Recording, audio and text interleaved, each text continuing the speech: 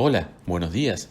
Te invito a esta nueva meditación para hoy lunes 19 de julio y comenzamos con esta oración. Señor, por un momento dejo de lado mis ocupaciones. Quiero pasar estos minutos a solas contigo. Durante los 3 años de tu vida pública, muchas veces te ibas de noche a rezar a tu padre en algún lugar retirado y allí te pasabas la noche. Hoy quiero hacer lo mismo. Te confío todas mis intenciones, te entrego todos mis deseos, te doy todo mi ser. María, ayúdame a rezar bien, a hacer una oración que le dé gusto a tu Hijo. Amén. El Evangelio de hoy nos relata una discusión entre Jesús y las autoridades religiosas de la época. Esta vez son los escribas y fariseos quienes piden a Jesús que haga una señal para ellos. Jesús había realizado ya muchas señales. Había curado al leproso, al empleado del centurión, a la suegra de Pedro, a los enfermos y poseídos de la ciudad. Había calmado la tempestad, había expulsado a los demonios y había hecho muchos otros milagros. La gente, viendo las señales, reconoció en Jesús al siervo de Yahvé. Pero los escribas y los fariseos no fueron capaces de percibir el significado de tantas señales que Jesús había realizado. Ellos querían algo diferente. Quieren que Jesús se someta a sus criterios para que puedan enmarcarlo dentro del esquema de su mesianismo. No hay en ellos apertura para una posible conversión. No habían entendido nada de todo lo que Jesús había hecho. Por eso Jesús apunta hacia el futuro y dice: así también el Hijo del Hombre pasará 3 días y 3 noches en el seno de la tierra. Es decir, la única señal será la resurrección de Jesús, que se prolongará en la resurrección de sus discípulos.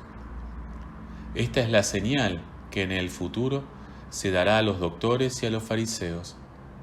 Se confrontarán con el hecho de que Jesús será por ellos condenado a muerte, y a una muerte en cruz, y Dios lo resucitará, y lo seguirá resucitando de muchas maneras en los que creerán en Él.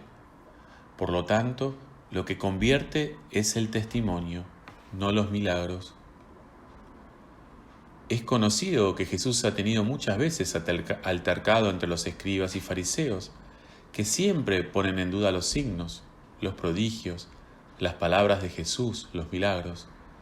Han sido de algún modo los enemigos de Jesús, los críticos de Jesús, siempre intentando desacreditar a todo lo que provenga de parte de Él. Por eso Jesús hoy se niega, de algún modo, a realizar un signo simplemente para satisfacer la necesidad o la curiosidad de estos hombres, también religiosas de su tiempo. ¿Y esto por qué lo hace? Porque en realidad Jesús mismo es un signo. Él es el signo del Padre. Ahora les pregunto, ¿han notado la gran paradoja de los milagros y señales en Jesús?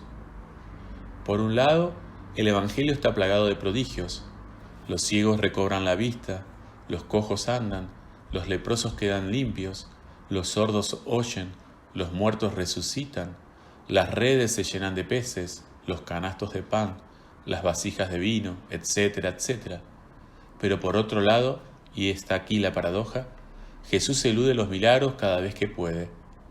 Él se muestra en cierto sentido como enemigo de los milagros, sobre todo si estos son sensacionalistas, espectaculares o propagandistas. La mayoría de las veces, si no todas, pareciera que a Jesús los milagros se le arrancan. Por eso hay 2 cosas a las que Jesús no puede resistirse, 2 cosas que consiguen siempre arrancar de él diversos tipos de milagros. 1. La fe de la gente. Cuando alguien acude a Jesús con fe, Jesús no puede resistirse. Siempre obtienen de él lo que buscan, lo que quieren, lo que necesitan. La fe de un ser humano, la fe honda, la fe sencilla y profunda a la vez, a Jesús lo puede, y él acaba siempre dando el brazo a torcer. Por eso, es errada la ecuación de los fariseos y maestros de la ley en el Evangelio de hoy. Según ellos, a más milagros, más fe. En el Evangelio se deja ver todo lo contrario. Es la fe la que alcanza el milagro y no al revés. De esta constatación surge una buena pregunta para nuestra oración de hoy. ¿Cómo es nuestra fe en Dios? ¿Está nuestra fe a la espera de milagros? ¿Vivimos en la ecuación farisea o en la fe evangélica? Y número 2. El segundo tipo de personas que logran siempre arrancarle milagros a Jesús son los necesitados, los pobres, los desahuciados, los excluidos, los últimos, los enfermos. Cuando Jesús se encuentra con alguien que necesita a todas luces un milagro para recuperar su dignidad perdida, se le conmueven las entrañas, se le da vuelta el corazón y sus manos obran milagros a diestra y siniestra. En este sentido, ¿cuánto no deberíamos aprender también nosotros de Jesús? ¿Cuántos no deberíamos seguirlo en esta dinámica de compasión, de amor, de misericordia, de predilección por los últimos, por los más necesitados, por los más desahuciados? Interpelados por el ejemplo de Cristo, cada uno de nosotros deberíamos preguntarnos si ante los necesitados somos capaces de obrar milagros. Hablo de milagros verdaderos. Ante el hermano solo y desamparado, ¿soy capaz de obrar el milagro de la compañía, de la amistad? Ante el hermano hambriento y desnudo, ¿soy capaz de obrar el milagro de la compasión, que se pone en obras, que comparte lo que tiene? Ante el hermano excluido y rechazado, ¿soy capaz de obrar el milagro de la cercanía, que vence distancias? El milagro de ir a la frontera, donde se encuentran los dejados de lado. Ante el hermano pecador, ante el malo, ante el equivocado, ¿soy capaz de obrar el milagro del diálogo, el milagro del perdón, el milagro de la paz? ¿Cuántos milagros son posibles también ahora en el mundo de hoy?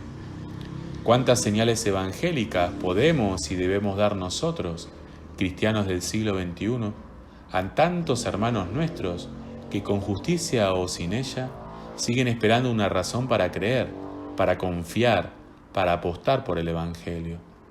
En síntesis, meditemos hoy en torno a estas dos grandes intuiciones del Evangelio.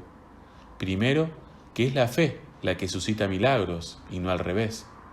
Segundo, que debemos estar dispuestos también nosotros a darle señales a nuestra generación, como Jesús supo darle señales a su generación, con su vida, con su muerte y su resurrección. Por eso, ahora te decimos, Dios Padre, gracias por el signo por excelencia de tu presencia a través de tu Hijo Jesús.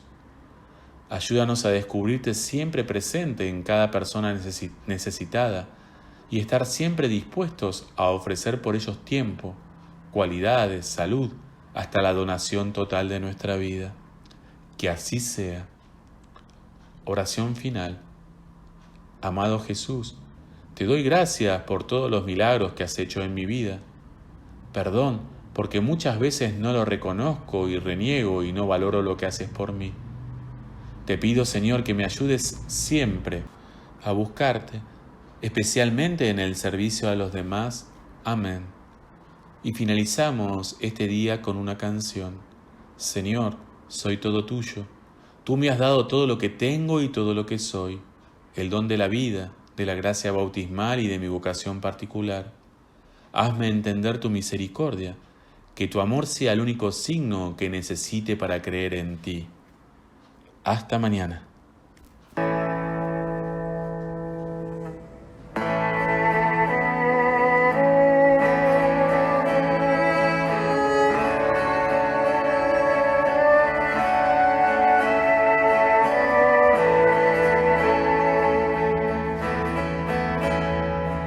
Jesús, estoy aquí. Jesús.